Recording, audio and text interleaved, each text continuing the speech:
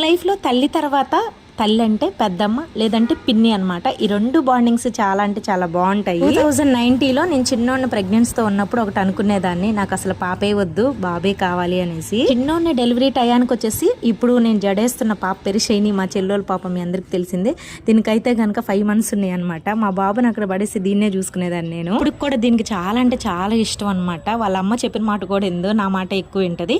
ఇకపోతే నేను ఎందుకు ప్రెగ్నెన్సీలో పాప వద్దనుకున్నానంటే, చిన్నప్పుడు నేను ఒక తెలిసిన దగ్గర నుంచి చాలా ప్రాబ్లమ్స్ చాలా కష్టాల నుంచి పైకి వచ్చాను అనమాట. అవన్నీ మీరు చెప్పిన నమ్మర్లేండి. అయితే మా అమ్మ ఒకటి ఎప్పుడు అనేది, ఇప్పటివరకు బాగానే ఉంటుంది, సందర్భం వచ్చిందంటే చాలు, నాకు 3 ఆడపిల్లలు, ఒక్క కొడుకు కూడా లేడు, అందరి మీద ఆధారపడాలని చెప్పి చాలా బాధపడుతూ ఉండేదన్నమాట. ఒకసారి మా అమ్మ బాధ చూడలేకపోయేదాన్ని. ఇక అడిగేదాన్ని, ఎందుకమ్మా నువ్వు అలా ఇష్టం లేనప్పుడు మమ్మల్ని ఎందుకు కనుక్కున్నావు అని చెప్పి నేను అడిగేదాన్ని అనమాట. ఇలాగే అనుకున్నాను. తర్వాత నీతోనే ఆపేద్దాం అనుకున్నాను, మీ పెదనాన్న మా అమ్మ చేసిన పని అని చెప్పి తిట్టింది నన్ను.